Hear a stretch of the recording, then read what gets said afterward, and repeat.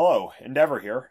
So, I'm just about to head back to Russia tomorrow, but I had a stop in London. I'm about to fly out to Estonia the following day, but I'm here with Millennial Woes, content creator I'm sure you're all aware of, and he's been gracious enough to meet with me while I'm in London. So, how you doing, Woes? Hello, Endeavour. Hello, everyone. It's nice to be talking.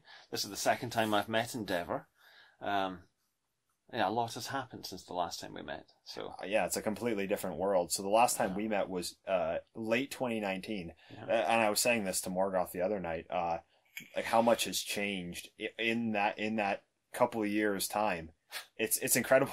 Like, where do you even begin? Yeah, I mean, we've been talking this evening about lots of different things, and there's so many bits to pick up on. We were just at a restaurant, and I thought, isn't it a damn shame we're not recording this here? But it was actually quite a based conversation. I wasn't sure if it was safe to. Now and then I thought, are they going to realise what we're talking about and have a word with us? But they never did, so that's all right. Yeah. But yeah, to pick up, I mean, well, this is what we were talking about just a few minutes ago before we started recording. One of the big changes is, one of the things that's become apparent is that the term the left doesn't mean what we probably thought it meant back in 2016. I mean, it had already become apparent then that there is a regime, there is the cathedral. But I think since COVID, it's become much more obvious that the regime, and I'm not going to say the cathedral, let's just say the regime for obvious reasons, the regime doesn't really care about anything in particular other than its own stranglehold on power. I mean, it is also anti-white. I think that's a sort of that's not an essential part of power seeking. That's the thing that they are choosing to care about. So it's not connected. It's an option for them, and it's an option that they've chosen. So it is anti-white. But as for the sort of wokery, the LGBT stuff, I don't know if that's intrinsic to power seeking. But either way, again, they've chosen it. But the thing is that the regime, I mean, you've got the activist left, but they're not the regime. They're not the ones who are actually in control. They have no real power at all. They're just prominent, but that prominence can be taken away from them at any moment. So then the people who actually are in power, how much do they actually care about this stuff, about LGBT and stuff? I mean, I think it's quite instrumental. It's like they care about it because it is useful to them, not because of an ideological conviction as such. I don't know. What do you think about that? Well, I think that there definitely are there are true believers in the elite in a lot of their in a lot of the things that they're pushing. I think of someone like Bill Gates, for example, a Gentile elite. He does seem like a true believer in the various things that he's pushing. I mean, you can say he's evil. You can say that he's like power hungry. But the vibe, the idea that he gives off is that he genuinely believes in what he's saying. To what degree does the establishment actually believe in their ideology? It's hard to say. I mean, they're certainly they're certainly willing to put a lot into things that are seemingly unproductive. Like, is hiring people based on their race and not on their merit, is like deliberately like hiring black people or gays or something like that. Is that actually going to make their regime more and then the tranny generals in the army, I mean, how the fuck is that a good idea? How can that improve efficiency? Come on. Yeah, I mean in some ways, like, there's the argument of bio-Leninism, the idea that, well, they're going to be the most loyal to the regime, but at the same time, like, why does it have to be the army general, though? You can have the political commissar who like enforces all the ideology, but then when it's the actual people in positions of power who are supposed to be making the decisions, it does seem kind of disastrous. So like it's hard to say. Well, you could say that the generals have to be that because they're the most prominent people in the army. So it's to send a signal to the general public. It's to send a signal to the world at large that this is your army, this is your navy. And so it's sort of in your face. I mean, that would be one argument. I don't know. Yeah. But like, it's hard to even call them the left anymore because what is I mean, they have the social values that they push, which are leftist. But in what way is this regime actually really leftist in the traditional sense? Like they're not concerned about class inequality. They're not concerned about capitalism. They're not concerned about any of the things that we would have thought of as leftist even a couple of decades ago. Now, I know that like the anti-white stuff, the LGBT stuff, the feminism, this has been a part of the left for longer than both of you and I have been alive. Like since the 60s and 50s, but they still had that other element there. They still had this element of class and of economics. That was still part of the left, but that's just out the window. It's out the window. And the other thing is that there now is I think a lot of them see themselves as a class, the elite class. So it is class warfare now, which now makes me sound like a leftist. You know, where, I know it's ironic because I am pro-hierarchy and all that, but we are in a real situation here where someone like Klaus Schwab, Bill Gates, George Soros will see you and me as Untermensch, like plebs, and themselves as rightful rulers. Yeah. So it becomes in an amazing way, it becomes a new class warfare. Yeah, and like when I got into this like right wing sphere of politics, I actually thought that it was that they were stupid. I thought that they were weak. We were talking about earlier that I mean the idea that it's anything other than malice is really just naive at this point. Oh gosh, yeah. And I said to you then that I think the idea that it's incompetence is a cope for the normie con, but also the normie. Because it's just much easier than realizing that it's actually deliberate. So everything is incompetence. No matter how far it goes, how ramified it becomes, it's always just incompetence, somehow, over and over again. Well, I don't believe that. I don't think that rings true. I think it's increasingly difficult to believe, and it becomes ever harder to keep blaming it on incompetence. But I think people have a motivation for believing that, telling themselves that, you know, which is, if it's not incompetence, then I'm fucking terrified. Oh yeah, because when you realize that the people who are ruling over you despise you and they basically want to ruin your life, that's a pretty daunting prospect. But like how can you possibly think it's incompetence when they're trying to preempt what you're going to respond to it? So with all these hate speech legislations, with all this talk about misinformation, and you know they're at the UN talking about how they're going to crack down on misinformation globally on the internet. Like they're preempting that people are not buying what they're saying. Yes. So that they have to know that it's on a deeper level that people are realizing that you know what we're doing is not in their best interest, and they're going to be angry about that. Yeah. So we need a ministry of truth to mediate between the public and reality, to block the public from seeing reality. We need a ministry of truth that will decide what people can and can't hear. And that seems to be what they're building. It's not one single building, you know, on Airstrip 1. It's a whole sort of fabric of society. Yeah, and it's fascinating how that's something that's a lot more recent than we might realize. Now, there's always been the propaganda. There's always been this agenda that hasn't been in our interests for several decades now. But how they've become so paranoid about ordinary people's thoughts. Like I made this video recently about the house hippo. Yeah. That 20 years ago they had this PSA made for children saying that, you know, question what you see on TV. If the TV says something but it just doesn't really sound right, you know it's ridiculous, well then you probably should think about it. Yeah, don't believe everything you hear. Don't believe everything. Use your head, use your critical faculty. But the important thing though is that it's not saying just don't believe everything you hear. It's saying don't believe everything you hear, even if it comes from a position of authority. Because the TV, in the 90s, before the internet, that was the primary way that people gained information. That was like some guy on a nature documentary on the Discovery Channel talking about the hippopotamus. This is a voice of authority, and what this PSA is saying is like question that voice of authority if what it's saying is incorrect. Then they come up with this new ad in the 2019, 20 years later, and they're saying then, it's no longer those in authority who are to be weary of. It's no longer, you shouldn't question what you see on TV. It's the internet. It's those who without power who you have to be the most weary of. And if you see anything on the internet that doesn't line up with what they're saying on TV, well, then that must be incorrect. Like I was joking earlier. The discrepancy that you're to look out for is no longer between what you're hearing and reality, but between what you're hearing and what the powerful say.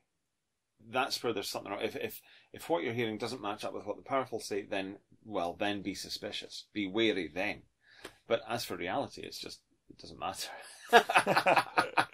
Because I pointed out in the video that even like the advice they were giving you is to look for media that basically lines up with progressive values. They're not telling you to actually question that media. They're telling you just to actively search it out because they only want you watching that certain kind of media. And, that's something that we weren't really seeing that even a decade ago. I know you had this Telegram post about Stephen King, and I really found that one fascinating. What did you say about Stephen King? About, like, the misinformation. It's funny that I can't remember. I mean, I can look it up. Hold on a second. Because he is one of these sort of boomers who just seem to be on every bandwagon. Whatever... Okay, here was one. Someone said, this is one of my commenters, said, Stephen King lives in Maine. He must have met 3 black people in his entire life, and 2 of them were Oprah. But I think what it was about was that... Oh, here it is. This was August last year. Does Stephen King just believe everything CNN tells him? And then there's some quotes from him. I felt that Trump was a sociopath who tried to overturn the American democracy. There is a strong right wing, a political right wing in America, and they have a megaphone in some of the media. What the hell? What media? Fox. He means Fox, right? Because it can only be. It can't mean any other. I mean, it's just Fox News. Everything else is the left, but he hasn't noticed that. But he thinks that the anomaly, the exception, is... I mean, the myopia here is just amazing. Another one. I think that most people are good. Most people will give you the shirt off their back. See, this is... as that person said, he lives in Maine. He lives among highly responsible, well-meaning, kind, trusting white people. And what I said was that across ethnic barriers, people won't give you the shirt off their back. It just won't happen. It's just not true. That his notion of life in general is cloud cuckoo land. He's like a middle class child who's never left suburbia. He doesn't realise what the big wide world is actually like. And that seems so condescending. I can't believe that a guy of his age that could actually be the case. But this is the thing. People who I'm sure at one point in the past knew better have now reverted to a kind of teenage, drivelly, syrupy worldview. Yeah, I remember you made that post in relation to the disinformation board that Biden was creating or something like that. There was this one woman who was going to be made like the czar of disinformation or something like that, and Stephen King tweeted, "Well, I support this woman." Yes. Yeah, there's another one I'll get to. Yeah. But then the other quote I took from him is, "Social media is a poison pill. It's social media that has magnified the idea that the election was stolen from Donald Trump." So this is exactly what you're talking about. Social media, don't believe what you hear on social media. Only believe what you hear on TV. Because otherwise you might believe that the election was stolen. You might have some crazy ideas like that American democracy is flawed, it is corrupt. Even though that's what they were saying about American democracy 4 years before. They were saying that Russia had stolen the election for Trump. Exactly. And then, because that was coming from CNN, that was meant to be just taken as the gospel truth. Yeah. Whereas, the election being stolen in 2020, that was coming from, from alternative media, social media, and because it was them saying it and not the people in the establishment saying it, well, then therefore it can't possibly be true. Yeah, precisely. So, the difference isn't is it plausible that an American election is stolen? It's saying that, well, if the it TV used to be plausible, so yeah. why is it suddenly implausible? Why is it suddenly an outrageous thing to say? But of course, this just gets back to whatever the regime says becomes the truth, and everything else becomes just outrageous, just unthinkable. Yeah. But I think what you said in the original post was that, like, Stephen King would not have said this, like, 10, 20 years ago.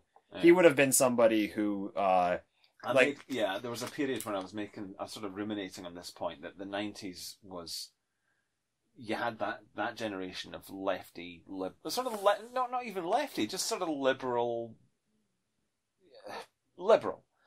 It might have been Jordan Peterson as well that I was talking about, where they have now, not Jordan Peterson, but Stephen King and a lot of other boomers. In the past, they were just sort of normal liberals. They would have thought that gay people shouldn't be beaten up, but they would also have thought that gay people shouldn't be able to marry and shouldn't be able to adopt kids. But they shouldn't be beaten up. Right? That would be the liberal 90s position. Whereas, of course, now they're all for Drag Queen Story Hour and whatever, because they can't afford not to be. It's like you've got to go the whole hog. There are no half measures. There's no reasonable middle ground. It's you're either totally for this or you're a fucking racist, homophobic Nazi. Yeah, I mean, there's no middle ground anymore. Yeah. And like they just have no nuance with any of their positions. Yeah, exactly. But even like on the speech thing, like they used to call themselves like pro free speech. They would, like, someone like Stephen King would rant about something like censorship. I have a quote from him because there's a book that I had in the 90s, the films of Stephen King, and there was a quote in it. I can't remember it exactly, but it was something like, "I tend to think that you should seek out whatever is prescribed, because if people don't want you to know something, then you probably should know it." Incredible.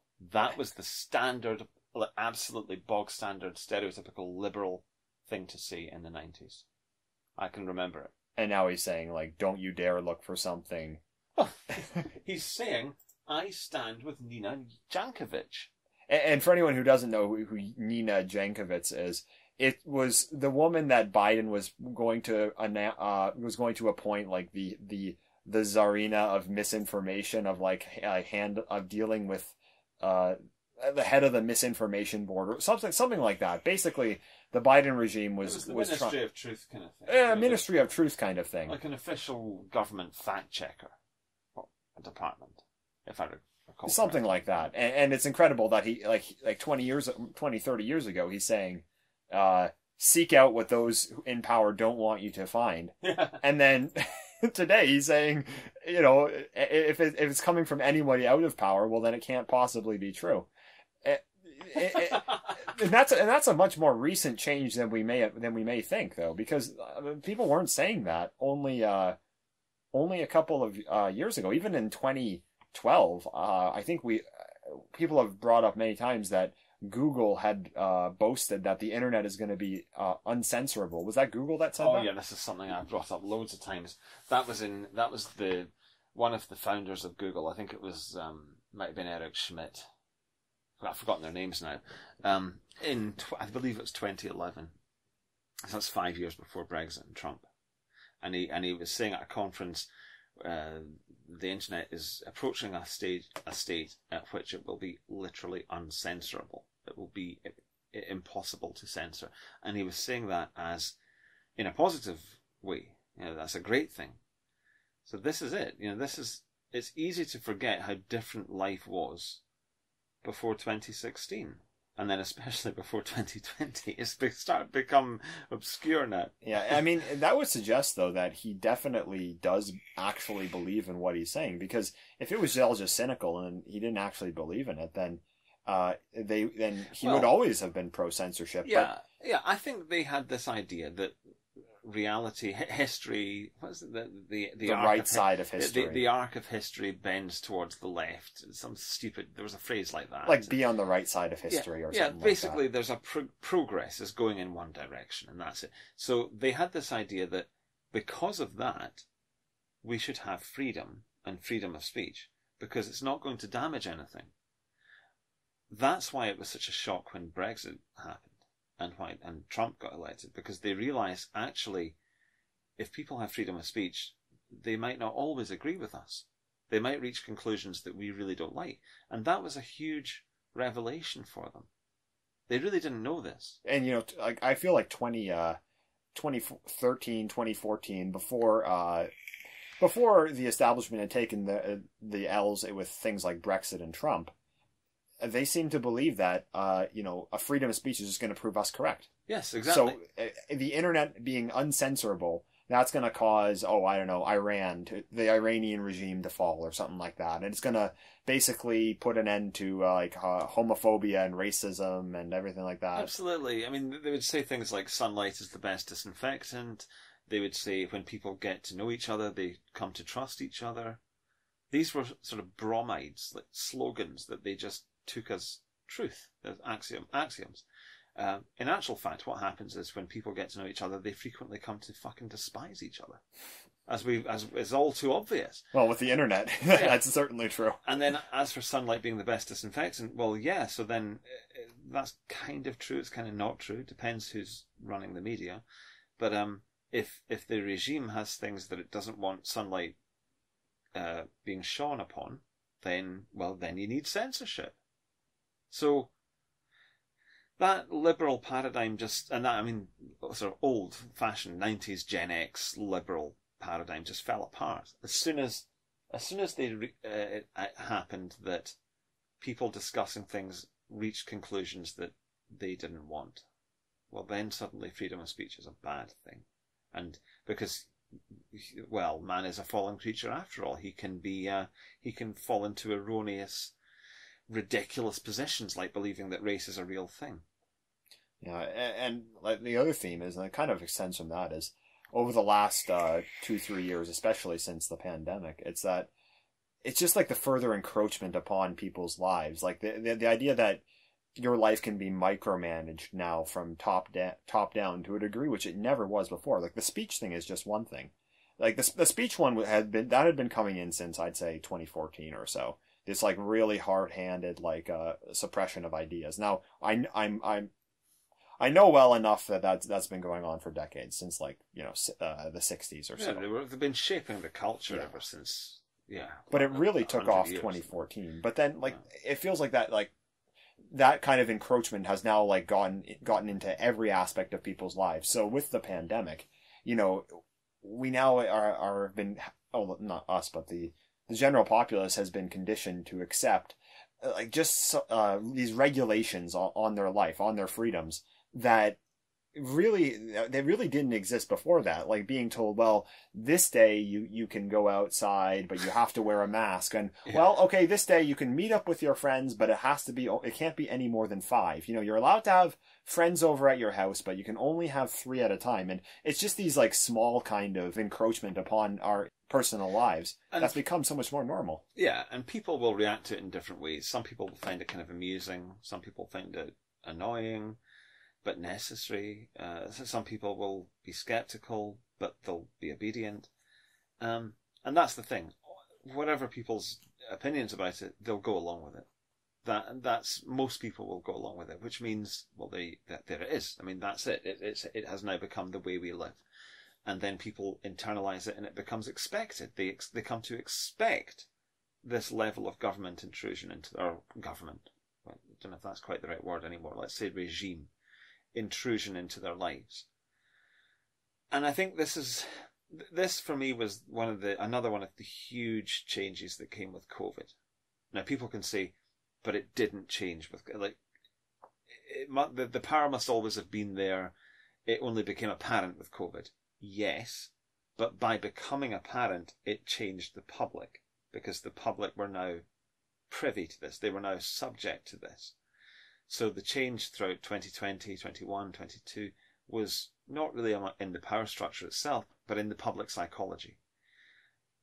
And the change that I'm referring to is the shifting away from, and I said this to you earlier, the shifting away from the 2010s consumerist mindset, globe-trotting, hipsterism, indulgence, decadence, abundance, the shifting away from that, which is a highly individualistic, selfish kind of, hey, I want to have fun, all that.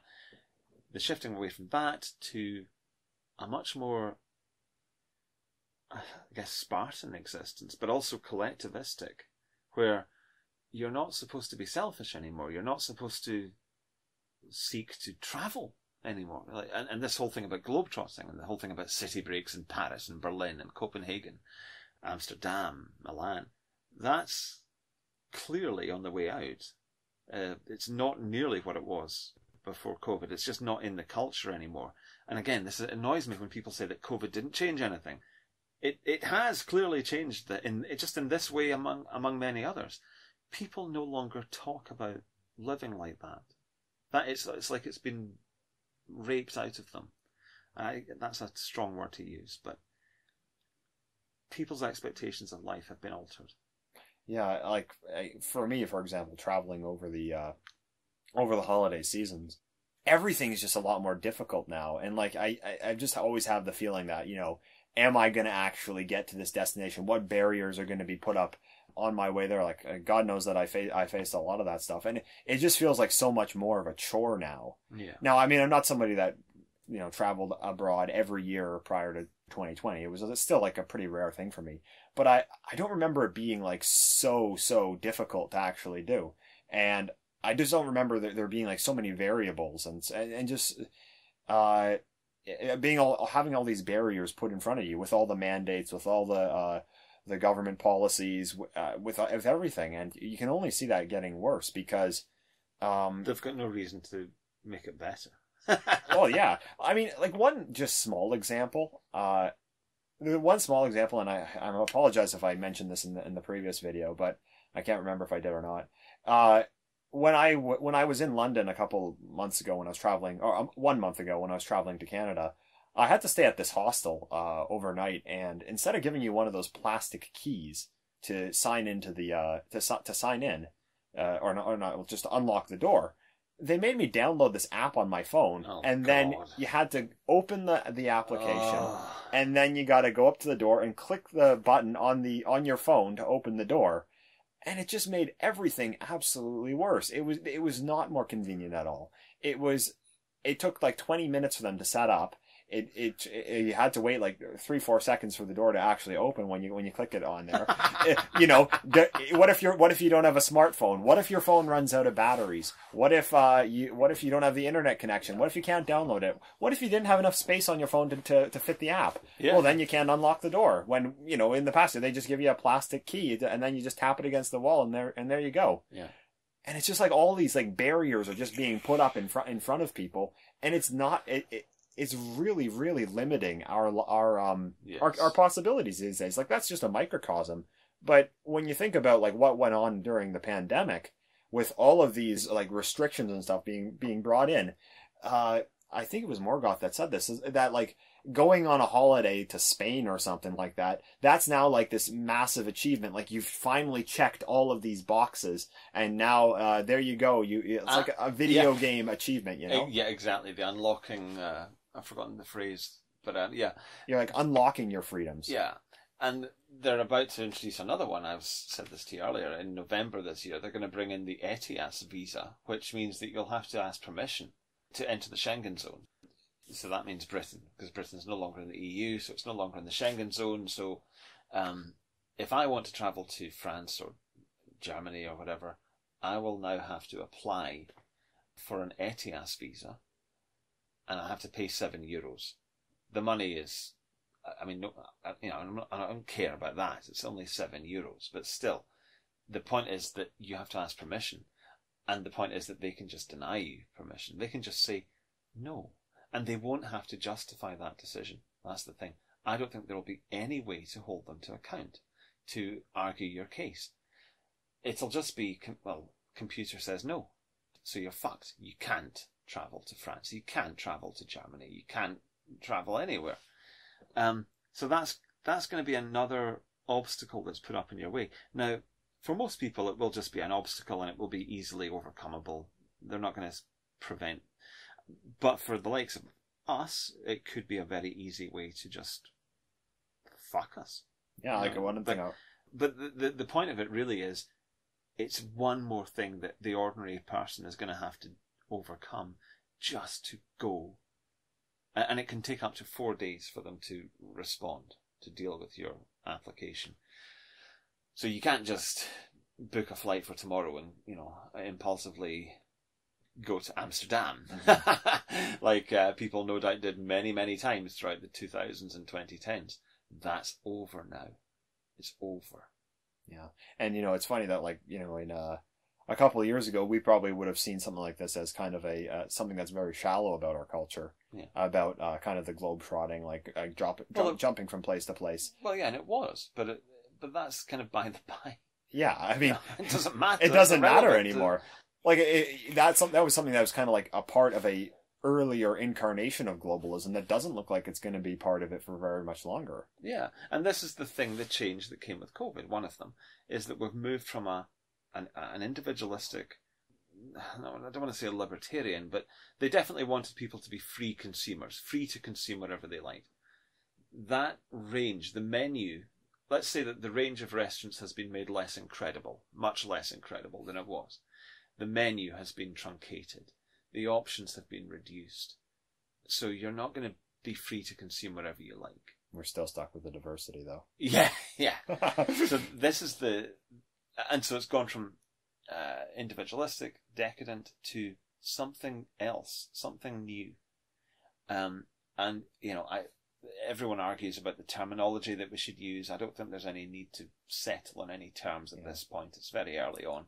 But by the looks of things, I'm quite comfortable with the term neo-feudalism.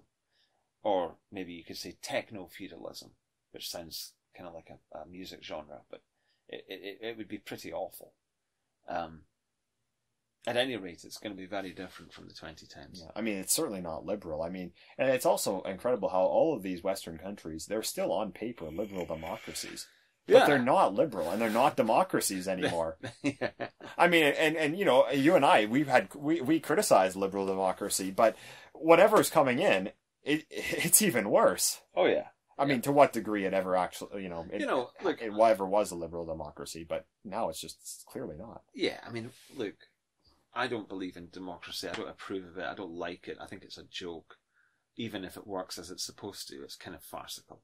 The idea that everyone's vote is equal. Why should everyone's vote be equal? It's absurd.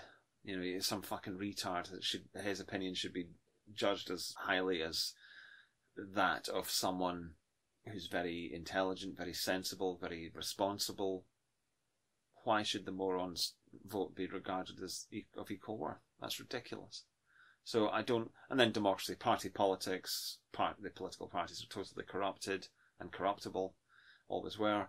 And a lot of it was just bullshitting, petty rubbish about the other side. So I don't like democracy. But I do value liberty. And I do value dignity. And I think that ordinary people, it's only right and proper and sane that ordinary people should feel that they have some influence in their society. And especially the more capable, the more sensible, the more intelligent, the more worldly, men like that should have influence on their. They should be able to, when something is wrong, such men should be able to effect change about that thing that is wrong. And that doesn't really. I mean, democracy is neither here nor there. Either way, sensible people should have influence on their society. Well, and that is going just down the drain. It just does not matter. And it's not only that, it's also honesty, because they are still telling people that, this is a democracy, you have say, the people are sovereign, the people are get the right to choose, when that's just clearly not the case. But no, they're not even willing to say, well, they're not even willing to own it. They're not even willing to own they're the new system that they're bringing in, where basically it's going to be ruled by decree, that, well, what we say is what the experts say is what that's for the greater good of humanity and the planet. That's a whole other thing, isn't it? Sorry to interrupt, but you just reminded me of a whole other thing, which is this figure of the expert. 5 years ago, I don't think you could have bullshitted people like that. You couldn't have said to the average person, well, here's what the experts say. You're going to disagree with the experts? the answer would have come quite profusely. Yeah, I'm going to disagree with the experts.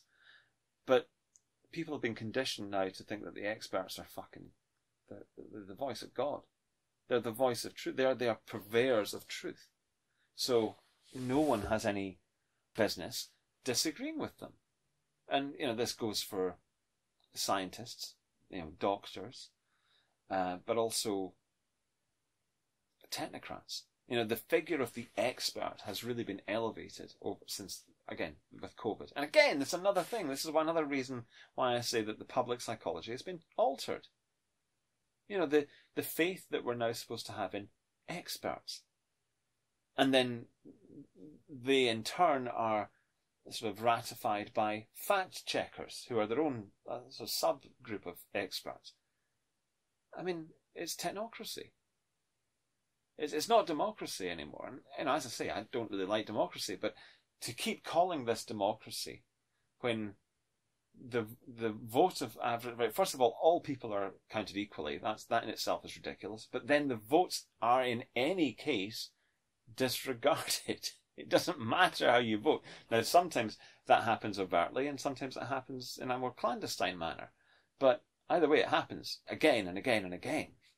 That the public vote just is irrelevant in what actually happens in the world. Yeah, but they're still not willing to own it though, because I mean they can own it on something like COVID, where they'll say, well, the expert knows best. The expert is the one we have to listen to. The expert decides policy, not you stupid person on the internet or something like that.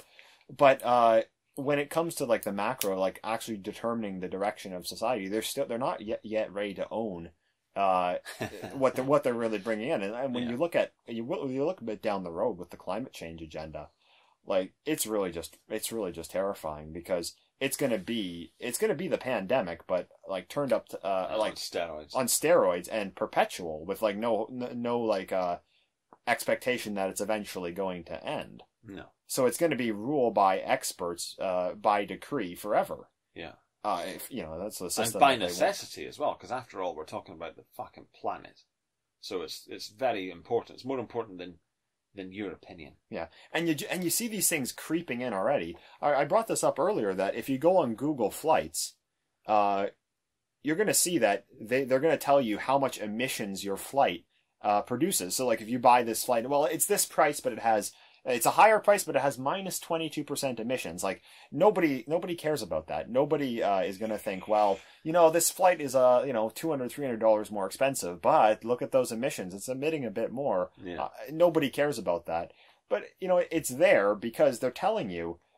I mean, I think in the future, nobody cares about it now, but in the future, people are going to be made to care about it, because the system that they're going to bring in is going to limit you based on these arbitrary things that the experts have decided. Yeah, if you use more than a certain threshold, if you go over a certain threshold of carbon credits per year, you might well find you're fucking taxed for it in some way. Oh, that would be the least of the problems. I think it's just going to they'll turn your bank card off.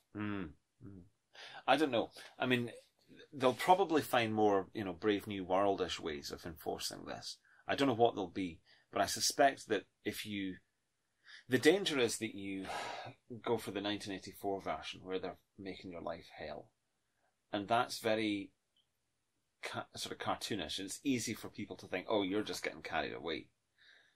But the trouble is, even if it is the other way, where they're incentivizing you rather than punishing you, whether it's the carrot rather than the stick, you're still being controlled in a completely unnecessary way, because after all, the carbon credits thing is a lot of bullshit. I don't know if I agree with that though, because I think that much like with the COVID restrictions, these ones weren't really carrot or stick. This one was just full on punishment. Yeah. I think that's what the carbon score is going to be, because I think the ultimate goal of it is to drastically reduce the quality of life of people of the West, really. Well, I think they want control. I mean, do you think they actually literally want to make people miserable? Well, not necessarily miserable, but I do think that they want to reduce people's standard of living. Yes, deliberately. I agree with that. Yeah. And getting them into this control grid, because when you see the things that they're saying, you saw a thing about gas stoves on. Yeah. There's something on Telegram about that. Yeah. But that's just one of these things that See, that's annoying with that issue because normie cons make a big deal out of it, but in isolation. They don't link it to everything else. Yeah, because it is a big deal. Yeah, yeah.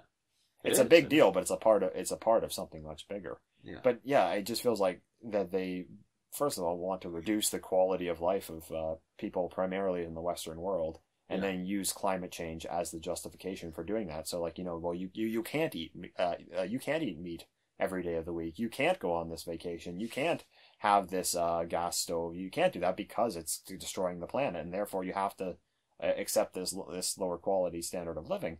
But also, it's also, I think, about fitting you into this like control grid, so that the ways that you're actually allowed to live, the things that are actually sanctioned and that won't get you penalized, or things that are actually legal, are going to be through major corporations. So it's going to be oh God, yeah, it's just so ugly. It's so fucking.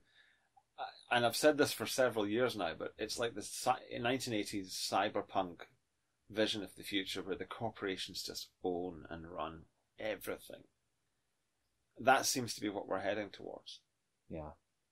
Except it's not going to be like cool like the 80s movies. No. But the thing is that the one thing that will, I think, be plentiful, because you'll say that they don't want you eating meat, they don't want you travelling very far, they definitely don't want you flying.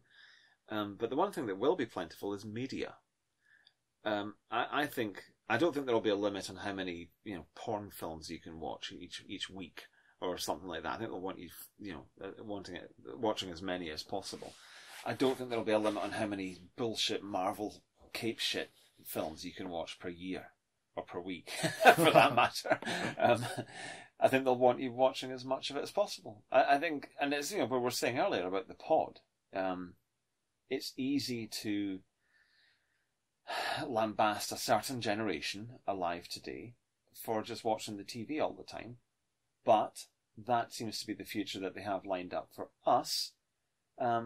Not even in our dotage, but as soon as possible. Right now, they want us watching Netflix in the pod, and so we're all subject to this. And I do think it will be plentiful. I think it will be abundant. I mean, people talk about 5G. I don't know anything about 5G. But clearly they are rolling it out. And I think it will partly be for this. Well, I mean, the future of the internet is obvious. It's going to be ever more pervasive, and a prevalent part of daily life. And I think it will be just pumping bullshit media into people's lives, into their pods. Yeah, and like people, the other thing about the last couple of years now, this is, I mean, again, another thing that it's not something new, but has basically been turned into overdrive in the last 2 years. It's that people are increasingly living in like a fake world. Yeah. The best example of that was the pandemic, that you're being told on your smartphone that there's this horrible, deadly virus killing everyone, and it's devastating the hospitals, and then it's just this catastrophe. But then, when you actually walk out into the world, you don't see any of that. Yes. Many people have said this. If you didn't hear about it, you wouldn't have had any idea that there was anything unusual going on. But now, like, people are now living more in the digital realm than they are living in real life. I mean, another aspect of that, and to be fair, this is something that I've enjoyed to a degree, but is the work from home. So even now, like, people are now working digitally. See, this is one aspect where it's like a coincidence that what the regime wants is also, I think, quite good for people. Sorry, I shouldn't have interrupted. I think that people wanted work from home for a long time because no one likes the fucking commute. Yeah. Work from home is one thing that I actually think is probably not that bad. I actually I do it for the most part, and I think it's actually preferable.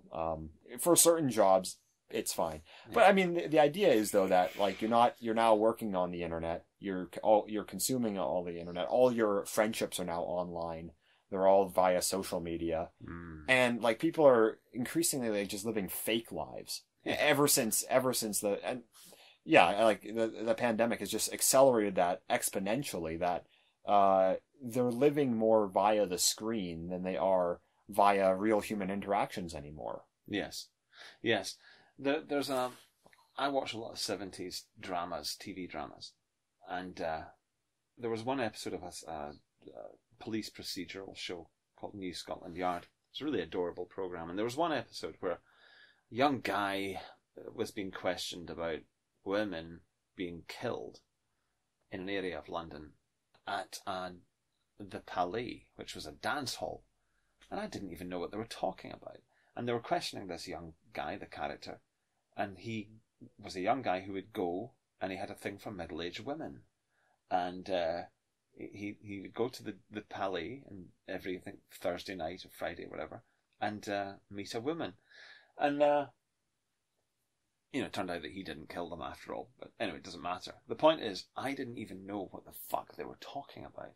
But in 1972, this was presumably a fairly normal thing. And the reason I'm saying all of this is it's one more example of a piece of social infrastructure that was there, that now is not there. People still have stuff, but it's nowhere near as much of their lives as it used to be.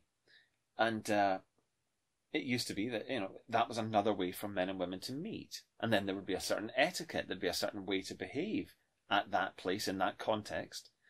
And that's how couples would come together. It was a thing. And this is just one example. I mean, there are countless other... In any society, there would have been countless ways in which people would get together and socialise. Like the bowling club. Everything, yeah, the bowling club, the photography club, the bird watching club, all sorts of things. And I think this is, it's funny, in the film Fight Club, he goes to these different clubs I think he's in, is it New York it's set in? I can't remember, whichever it is. Maybe it's a sort of generic American city. It's a long time since I saw it. But he's so lonely that he just starts going to these clubs, like self-help groups and so on. Even though he's not an alcoholic, he goes to Alcoholics Anonymous just for human company. And that's 99, I think it was. Well, I'm not sure that those clubs even still exist in the way that they did in 99, because everything is now on the internet. So much. And not everything yet. I mean, we're not at that stage yet, but we are approaching it, where a lot of stuff is just... you don't have the social interactions that you used to have. And socialising has become much more compartmentalised than it was even when I was, in my early 20s. It's now, people will do one thing, they'll go to that thing, and then they'll go immediately back home. Whereas it used to be a whole night. You'd go from there to a pub and a nightclub or whatever.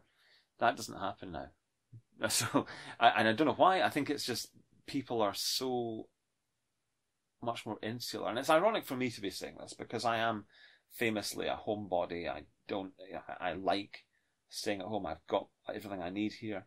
But nonetheless, I in my early 20s, my late teens, I did socialise a lot, and I was part of that, and I saw it and took part in it. And it was just clearly healthier than the way we live now. There's just no question about it. Even I can see that, fuck knows how it must be affecting people who are more extroverted than me. Well, yeah, I mean, one thing I was wondering a while back is, like, the way that you can kind of see this 15-minute city that they have in mind, that they want to design. Yeah. You hear about them talking about that stuff at the WEF, the 15-minute city. Like, how are you ever supposed to actually form a relationship with someone? How are you supposed to find a girl to marry? How are you supposed to have friends? Yeah. You see, there have been different experiments in new ways to live. Really since the war, since World War II. In Britain, there were different experiments, different new towns and housing complexes, different ways of organising, arranging houses, homes, so that people would have an optimal... They were searching for the optimal way to organise life so that people would be happy and fulfilled. And this whole thing about the 15-minute city, I mean, you had versions of that in decades past, where it would be a housing complex that had everything you needed, but it also had neighbours. And that was the thing. It was how to get people to socialise. So now it's the same problem of the quest for how to organise people so that they've got the ideal for living, the ideal way to live. But it doesn't so much involve socialising. It's kind of taken for granted that what they'll want is amenities, a shopping mall, maybe sometimes a cinema to watch something on a bigger screen than they have in their pod. But the other stuff, like socializing, is going to be much... I just don't think that's going to be encouraged, because it's not... Maybe they've forgotten how to encourage and promote that kind of behaviour, or maybe they don't want that kind of behaviour. I really don't know. I mean, I don't know if this is happening by accident or by design. Do they basically want to keep us comfortable and make us wank our lives away and never reproduce? Is that the goal? Or is it happening by accident? That's really one of the key questions here, ironically enough.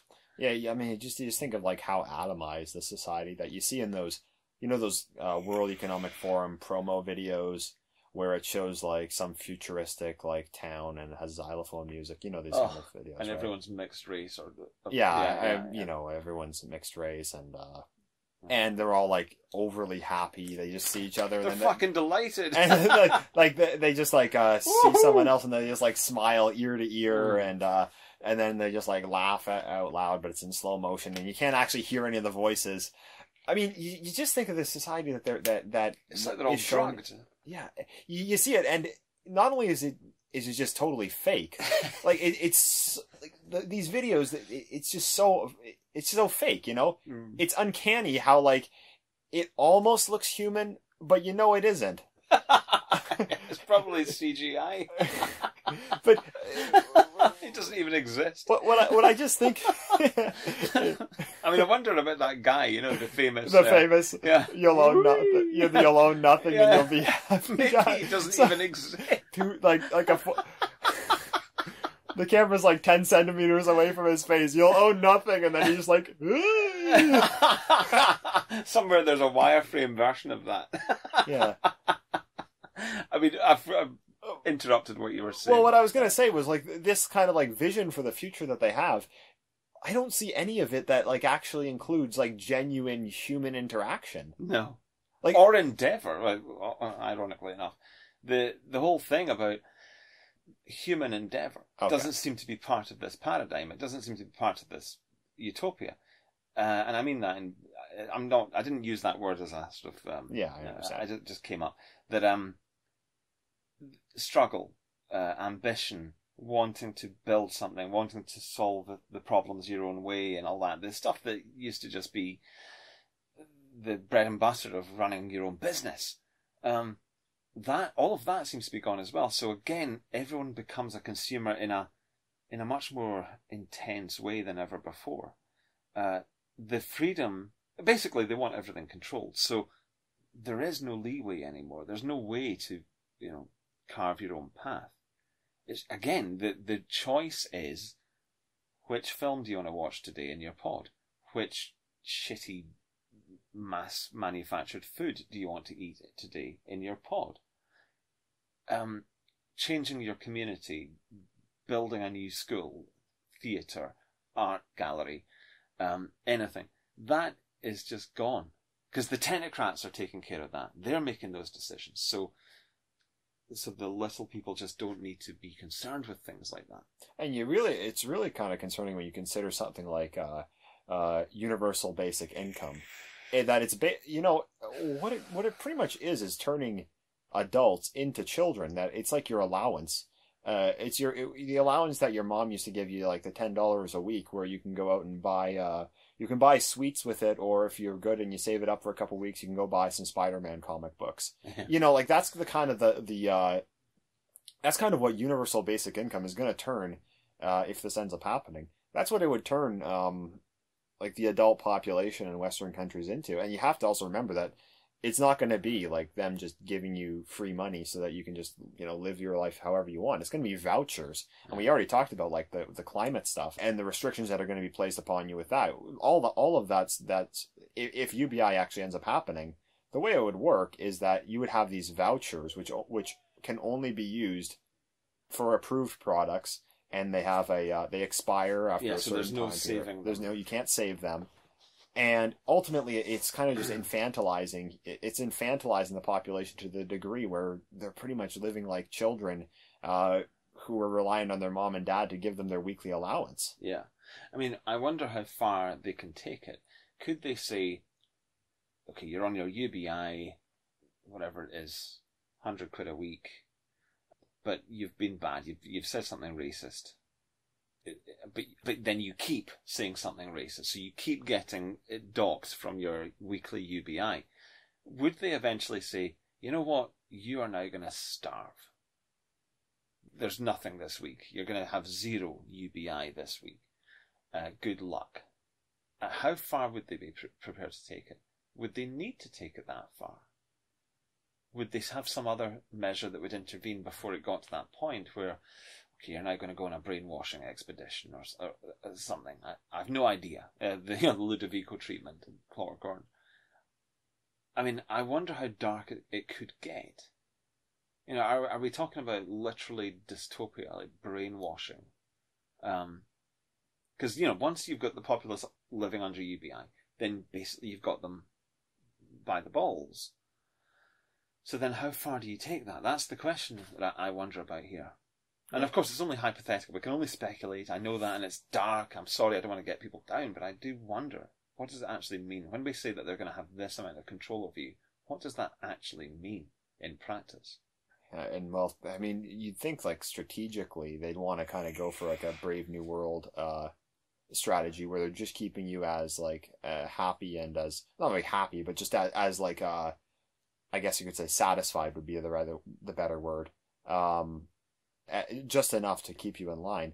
But I also think though, like how vindictive things like the COVID policies really were, and just like the what we were talking about earlier with a lot of these types who are now rising in the in media, in government, in positions of power.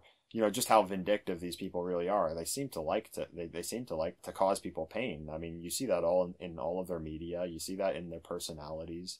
You see that in their attitude towards people, towards the suffering that's been caused to people over the last couple of years. Absolutely. I mean, there were things that happened that really just did not need to happen. That like banning people from seeing their elderly relatives who are dying, but you won't let them in unless they've got a mask on or unless you're vaccinated. But the person's dying anyway, so why don't you just let them? You know, things like that. Things like not letting someone take their aged granny out of a care home to look after her themselves. Things like making the people at the funeral, they're not allowed to cuddle because that's human contact. They've got to maintain a distance. Completely inhuman and unnecessary. I mean, just grotesque that you would do that to people. And yet it was done to people. And not even just in one country. It was, you know, really all over the West. So why? You know, why do that? And I agree with you. It does seem like sadism. It seems like cruelty for its own sake. I mean, I don't know. I mean, like, there's lots of hubris with these people as well. Like, you know, going back to do they actually believe it or do they not? You know, they do seem extremely arrogant. And, you know, I will say that, like, with the system that they want to bring in, they seem convinced that it's going to work. Yeah. They seem to believe that, you know, people are actually going to be living their lives using their digital currencies with their carbon credit score in their 15-minute city. A lot has to actually line up for them to actually be able to pull this off. And I don't know. I do wonder, you know, well, is it actually going to work? And I think in the long run, it actually won't. Yeah. I fucking hope. I just pray that it doesn't. I think though that, like, you know, it's certainly not going to be good in the short term. No, I agree. I think the next 5 or 10 years are going to be very eventful, and it could be very dark. But I do think that ultimately, I mean, it's like, you know, I come back to Winston in 1984 saying that I believe in the human spirit. I believe that the human spirit will overcome Ingsoc or Big Brother. I can't remember how it's phrased. And I find myself in this, and I remember O'Brien says to him, but you've got no evidence, you've got no reason to believe in that other than you want it to be true. And I think we're kind of in the same position. We have to believe that this is true, because otherwise it's just gonna depress us and, you know, wear us down. Yeah, but I also think that, like, I do also sense like a lot of desperation in them, like going back to those things like the Ministry for Disinformation or something like that. Like, that does seem extremely desperate. I don't know if that was necessarily planned. So, like, we can talk about things like Agenda 2030, things like the Great Replacement. These things were planned. Yeah. That goes without saying. I don't know if they plan to have to be as heavy-handed as they've been. I don't think they've planned to have this witch hunt for disinformation on the internet and things. And that would the quote by the guy from Google would suggest that they never thought that would be a possibility. Yeah. So there is this increasing paranoia among the elites about that things might not go their way. And the other thing is that they seem to be really desperate to get it done by 2030. Why is it 2030? I've asked that in a video. It's why does it have to be in such a short period of time? The changes they want to bring in are absolutely incredible. Yeah. And it seems like a really shutting down all the airports in Britain and all that. I mean, it's astonishing. They would want this done in 7 years from now. I mean, that's just amazing. And I wonder what is so important about 2030. And this is where you get into really sort of kooky territory, because it might be that, I mean, I can imagine hearing someone saying the following, and I'm not saying this, I can just imagine hearing someone say the following, that it's connected with their bizarre beliefs, like in transhumanism and maybe the Book of the Dead or something, something weird like that, this spirit cooking, and who knows? I don't know, and I'm not in the elite, so I'm not privy to what motivates them and what guides them. But some people seem to think that they are guided by, rather kooky stuff. And I don't know if any of this is true. But it could be that it's just something that you and I simply don't know anything about. There's some belief system that indicates, 2030 would, that lines up. It's maybe numerological or something. Who knows? Yeah, I mean, but they've chosen it for some reason. Yeah. I don't know what it is. And as you say, it's an unnecessarily ambitious goal that they've selected here. They could have said 2130. It doesn't sound as good, but they could have chosen it. They could have chosen 2100, 2050, but instead it's 2030. Why? Yeah. Another thing is that you brought up is the transhumanism. That kind of does seem to be where it's all going, because we talked about things like people's quality of life in the real world getting worse, the standard of living declining. Than people living more fake lives. They're not interacting with people in the real world. They're not they're not going out, getting out of their house as much. They're online all day.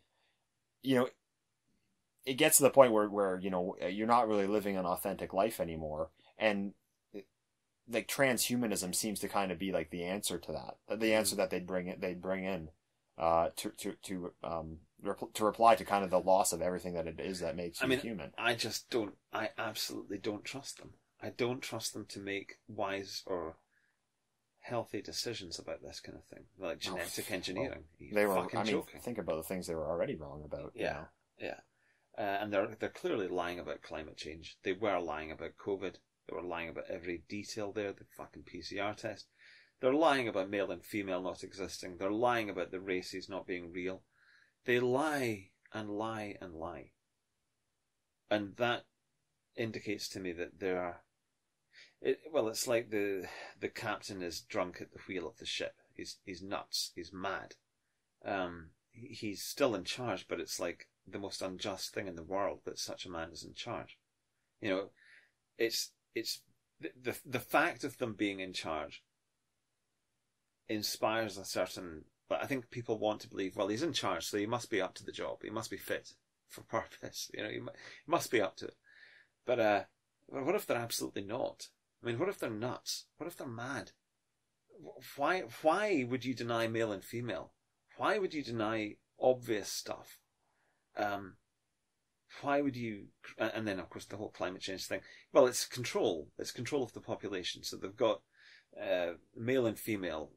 If those things don't exist, then all of the guidance of our ancestors about family formation, courting, romance, all of human literature about romance, Romeo and Juliet, everything becomes obsolete. It becomes the collective human for purpose. It becomes untruth. The collective human wisdom over the course of history is incorrect according to this. Yes, which is an extremely arrogant thing to say. It's an unbelievably arrogant. I mean, it's stratospheric levels of arrogance. It's incredible. So that's just the thing about male and female. Then you could talk about the races don't exist. Well, then what the fuck have we been doing? What were our generations and all throughout human history? What was going on, and why? How were our thousands of years of ancestors? How were they so wrong? How were they so mistaken? And then, of course, I mean, male and female is even more fundamental than that. All of the observations of how boys are and how they develop into men and girls and what they're like in their early adulthood, their late adulthood, the crone, all of that becomes utterly irrelevant. All of these observations and all of the wisdom that has been accrued. And then climate change, well, then that just means that everyone has to, kind of like with COVID. And I said this, it's like a sort of theology where it's inscrutable to the average person. The average person does not know about the mechanics of Catholic theology. They just take it as read. They just believe what the priest tells them. That's how it works. That's how it has to work. Well, it's the same thing with COVID. No one very few people know what a spike protein is or how it binds to this or that chemical and hormone and molecule. So how the fuck are they going to make sense of any of it? All they can do is take it on trust from the experts, the scientists. And so it becomes a kind of, scientistic religion. Then it's the same thing with climate change. The climate is probably the most complicated thing that a person could try to understand. And really, you're not going to manage it. So you can only rely on the experts to tell you what is going on, how it's working, how it can be altered and influenced and improved. So it's beyond the ken of ordinary folk to even begin to grasp something this complicated. So, in other words, it subdues everyone. It forces everyone to just surrender. Like in the house hippo thing, it forces everyone to just surrender to what the powerful tell them. So getting rid of male and female detaches them from sanity and all of their ancestral wisdom. Denying race and other biological realities, it leaves them sort of deracinated, and it's also in direct conflict with their everyday lived experience, what they see. So it disorientates them. And then the climate change thing means that they have to just surrender in every way to the powerful. So basically it's 3 different techniques for removing agency from a person and making them entirely subservient and incapable of anything but subservience to the powerful. Yeah, and I even try to imagine, because the gender ideology that's been pushed over the last decade, I'm trying. It's kind of hard to imagine a human not being either male or female. Yeah, it is, isn't it? I'm just trying to imagine, what would that person actually look like? What would this person be? I can't even conceptualize in my mind a purely gender neutral human. Yeah, I mean, androgyny always sort of bounces off between the two polar extremes. Yeah, it has to refer to them in some ways, and it has to be some bizarre combination which is why, of them. It can't be just right in the middle, total average, because then that's just, I don't know, it's like a person made of clay or something. Yeah, it has no characteristics at all. Very strange. But I think that kind of is goes into the transhumanism stuff, because if you are supposed to transcend the boundaries that humanity has placed upon you, well, then it's transcending everything that it meant to be, that at least throughout human history we've understood made people human. Yeah, and you see this weird stuff like modern art. I mean, modern art has been awful and baffling for a long time, but more recently you see these weird sculptures of someone who they've got 3 arms or something. One arm splits into 2. Mm-hmm. And, bizarre stuff that's not even. I mean, it's certainly not aesthetically pleasing. It's fucked. It's disturbing. It's wacko. But it does seem to be laying the ground for, well, we can genetically engineer things. We can alter people. We can create new life forms. creatures that have never existed before. I mean, it seems to be sort of trying to open people's minds to that possibility and make them amenable to it. That's the other thing I didn't mention in my rant just now about transhumanism. I didn't mention that. I think that's just effectively it's another way to deracinate people. I mean, it opens the door to the idea of creating a slave race. But the thing is, I don't think that they need slaves anymore. They've got machines, they've got robotics, and they've got AI or whatever, highly advanced coding software that can... They don't need slaves anymore, so I don't think they're going to engineer a slave race. I think that just seems obsolete now. Yeah. So transhumanism is for some other purpose, therefore. Well, I mean, I think that it may just be for the elites. You know, it could be that like the ordinary person is just supposed to get stuck in their pod until they get depressed, and then they get their then the Canadian overdose on KFC. Yeah, or the Canadian government offers them assisted suicide. Oh God! Like that's another aspect of all this. Like it's all. Like, I'm not the first person to say that, but it seems like the culture is being turned into some kind of, like, death cult. Like, yes. So you're already, being proud of your ancestry, of your culture, of your ethnicity, that's already forbidden. Then, religion, anything that's, like, life-affirming, believing in God, believing in something transcendent, that's gone. Wanting to form a family, that's being done away with. So then you're not going to reproduce, and then there's not going to be a descendant from you. Then with the climate change thing, it's your day-to-day life that's causing the planet to burn up or something like that. So it would really be better if you just didn't exist at all. Yeah, and then when you factor in things like this kind of legislation that's being brought in countries like Canada. It just kind of seems like they want to get rid of, they just kind of want the ordinary person out of the way. The other thing with the system, though, is like if they're trying to like get rid of the common folk, I mean, they're going to have to rely on technology and everything like that. And, you know, like I also wonder like how long that's actually sustainable, because, you know, will it get to the point where someone like, say, I don't know, Bill Gates or whoever it is, some globalist oligarch he's transhuman, he's made himself immortal, and he's in his virtual world or something like that. I mean, couldn't they just like pull the plug and then none of that exists anymore? Yeah. That's what I think about that. Like if everyone's like hooked up to the metaverse or something like that, then if somebody just pulls the plug and then all that's gone, and then I mean, you would presumably need. You know, I've got that famous photo of a big fat guy sitting outside a McDonald's during COVID. So he's got the mask on, and then the McDonald's is being guarded by a guy with a gun, big rifle, and it's like, so this is the lengths they'll go to keep the system going. You know, they'll have a fucking guy standing outside McDonald's with a gun, ready to kill anyone who tries to interrupt the endless process of selling shitty food to the public. Maybe they'll have similar stuff to look after the metaverse, to look at, each server farm will be guarded by like armed squads of guys. I don't know. I mean, the infrastructure will need to be protected. If this is going to be something that's going to be central to life for people, then how far will they go to protect it?